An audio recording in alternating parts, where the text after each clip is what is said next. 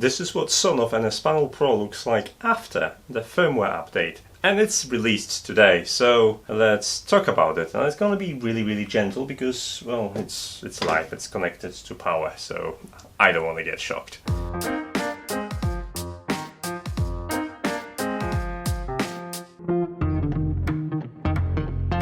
Hey guys, today NSPanel Pro is officially released and you can purchase or pre-order one right now. I'm going to include the links to this device in the description.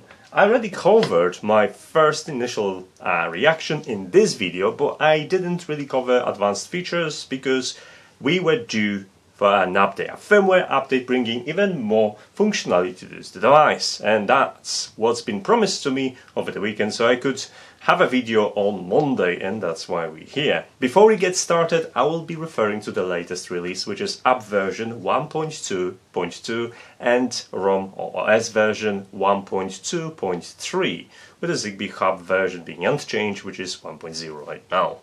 So by the time you're gonna get yours, those figures will change, and some of that feedback right now is gonna be irrelevant. But I have to make this point nonetheless because it's a very difficult video to make for a couple of reasons.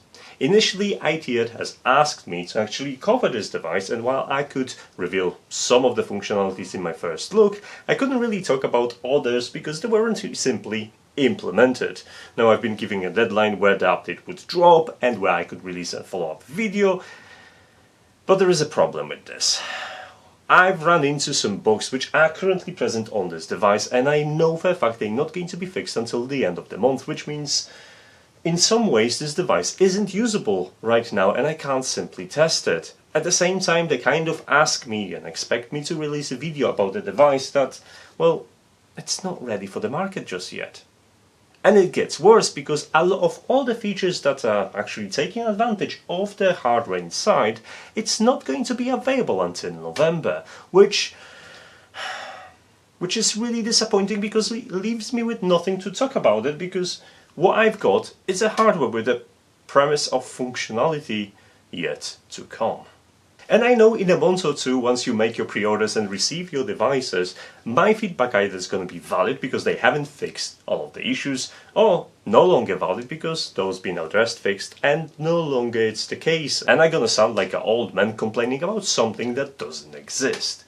But I still don't understand why they insist on sending me devices which are simply not ready for launch. So, in case you're wondering, the NSPanel Pro is available for pre-order. However, these units are not going to be shipped until the end of the month, which is coincidentally the same date that they're going to fix some of the game-breaking changes. Coincidence? I don't think so. Do you remember this? This is original NSPanel. It has two nice buttons. I gotta leave this. It has two nice buttons in here which you could use to toggle the relays, whether direct relays or virtual, very useful.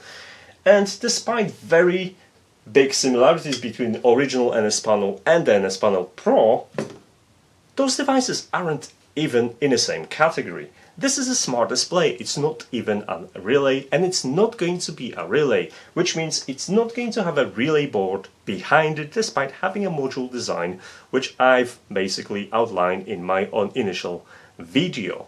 I was kind of hoping that you could use one of those bugs from Switchman N5 to, add the relay and use it this way, but apparently it's not going to be the case. And that left me scratching my head, so why are you making this to look like a wall switch? Because, well, how many of you would actually put a smart panel like that instead of a switch in your wall and sacrifice the functionality of a switch? Because that's essentially what you're gonna be doing. And from additional accessories, I know this can be used standalone on your desk as your, I don't know, what it's Echo or another screen-equipped smart speaker or smart display, but they insisted on this form factor. If you're not going to use it as a wall switch, I guess you are free to design any other factor you wish, and this is rather confusing. So if you are expecting a relay behind it to operate your light switch and introduce that light switch somewhere in the panel, well, be disappointed. I am, for sure. Another question that's been posted to me was about the US version. The original NSPanel was available in slightly elongated form to accommodate our US customers. That's not going to be the case with the NSPanel Pro. That's the form factor you've got. However, ITEAD is toying with a special add-on that you can actually use to change the form factor of the device and make it compatible with the US market. It's not a concrete plan, it's an idea, and it will depend on the demand. So as it stands for now, it is really European form factor, so bear that in mind when making your purchase decisions. I've mentioned that I'm really upset because A, the software isn't well featured, fully featured just yet, and consists game-breaking bugs. So let's talk about it as well. Now, if you set locally, because you want to have a correct time, like for example, right now it says 4:43 AM, probably somewhere in China, because I didn't set locally because I wanted to have access to my device. If you set your time zone and you set the weather location, it will break the synchronization with eWeLink Cloud, which means any changes in eWeLink app won't reflect on the device itself. There will be no weather either, so it's basically useless. It's rendering the device useless, and this is a massive bug, and I don't know how that got missed out. Now, the good thing is that it's gonna be fixed in the next release, so by the time you're gonna get that device, it's gonna be working, but I am stuck at tomorrow, because it's showing this is 9th of August on Tuesday, and it's clearly Monday in here, although it's late. So yeah, I'm basically at this moment talking about broken the device that I'm not very happy about, and I don't really know what to do. Another thing is, I would really like to have a chat with ITEAD engineers that were developing OS for this. I mean, they're using Android, right? One of the advantages of using Android is the fact that you can customize it and make it yours. That was always the principle of Android. So let's talk about wallpapers. First of all, there is no setting for wallpaper. There is an additional setting in a top-down menu called Subject. It took me a while to figure out what that is until I've opened it and like, oh, those are wallpapers. And apart from having a dynamic wallpaper and one that changes every couple of seconds, there are 9 of them in total, I think, and you cannot add your own wallpapers. That functionality is going to be added in November, October. It's Android. They figured out how to do it in Android already. Why we don't have it on the start? I do not understand this. The whole thing is just ridiculous at this point, because this device, it's Android based, but it doesn't even make a call to a cloud for example, for eWeLink app, and you would easily grab this information about your local time zone, about the weather information for the locale you need, and get that synchronized based on eWeLink app. But it doesn't do it for some reason, and obviously if you send it manually, it breaks the system. But anyway, let's talk about changes. And before we're gonna talk about changes, let's talk about pricing, because I know you're disappointed at this point, but there is a silver lining. Now, if you trust ITEAD and you believe they're gonna fix it by the time you're gonna get this device on your hands, then you can get a sweet deal, because the device starts from $69. And actually, that's a really nice price. Now, this is a flash sale, it's limited in numbers, and later on it's gonna jump up to 89 and then to 110, I think. So if you have trust in Sonoff fixing all of this, then go ahead and grab it, save a device or two before they run out. So with that said, let's talk about what's changed. Now, the interface itself, the menu has changed, has a slightly more modern look, and if you don't mess around, you can actually see how the weather affects the wallpapers, etc. It looks really nice. Now, the first change is in the top-down menu, which introduced new options. Now, previously we had 3 cards, now we have 6, one of them being options, in which you have settings for the display brightness, volume, networking, etc., etc. Just the basic stuff. This is also where you can add Zigbee devices as well, and alarms, although alarms are listed as clock. I don't know who is translating this, but if you go to clock, then you'll be able to click on clock and add alarms instead of timers. It's really confusing. Then we have subjects, or wallpaper as it should be named, and that's pretty much it, apart from adding cameras, and that's something that we're gonna talk about as well, because it gets interesting there. The main screen is still split into 3 different tabs. If you swipe one direction, you're gonna have access to scenes, and if you swap to the other direction, you'll have all devices from your eWeLink account, and all devices with asterisks we're going to cover this in a second as well. Inside we have Zigbee, but what I haven't been told is the fact that this device will support Matter, which is exciting. Now Matter is going to come to this device in 2023, so we'll have to wait for it, but Sonoff is committed to add Matter support to this, so if you were wondering whether you should stick with Zigbee or start investing into Matter device, you don't have to split your attention. You can have a device that will support both in the future. That's nice. It will also support eWeLink remote, you know, something that I've covered with Estimate series. It's going to be video in here, so you are covered there. Now, since it's a Zigbee 3.0 hub and it's very similar implementation to the Sonoff Zigbee Bridge Pro with scenes, Zigbee scenes that work offline, then it's going to work in the same way. But here's a couple of things that I should really explain about the Zigbee in eWeLink.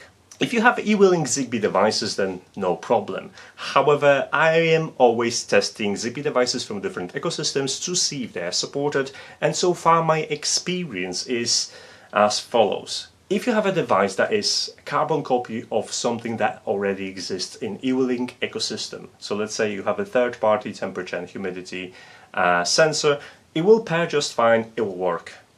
But if you have, for example, a Gara temperature, humidity and pressure sensor, and you try to add that, even though it's Zigbee 3.0, to your eWeLink bridge, then it won't pair because essentially it doesn't have the same endpoints, namely pressure, and it won't find compatible device to kind of match together and work.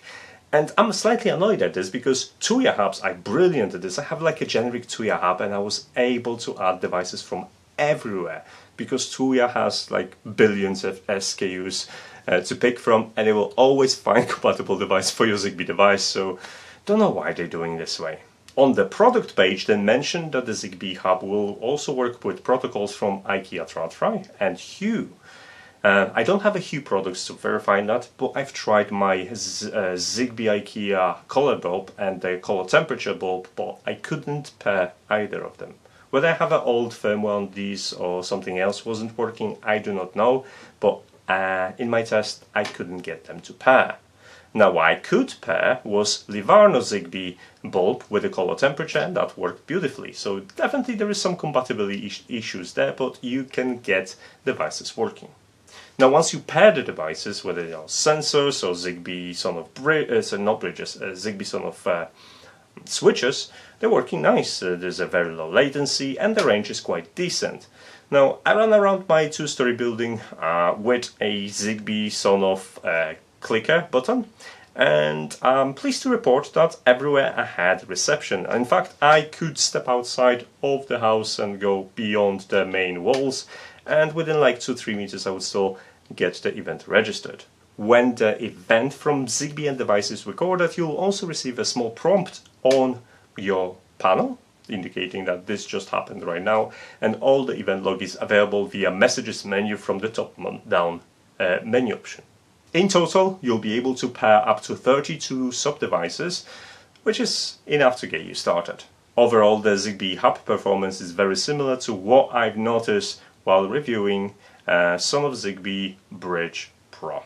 Let's jump to cameras, because you can add your cameras and you can use this panel to look up the cameras. And initially you could just, plug in your S-Cam, which I reviewed in here, and that would work fine.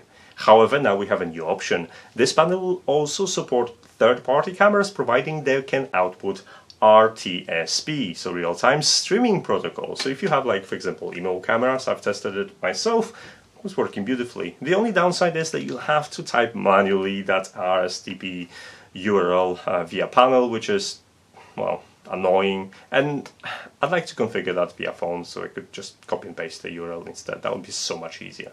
Another thing that I've noticed on the product page was support for thermostat and power monitor. Now, I'm annoyed because my unit doesn't have internal temperature, so I don't know how that's going to be resolved in the future, and I don't think I'm going to have that thermostat support on my unit, but your unit might be different. But those features anyway are not yet supported. They're going to come in November. So everything that's fun is either October, November, and we'll have to wait for it. But what makes it even more terrible is the fact that half of my devices on the eWeLink list isn't supported just yet because, well, they too new.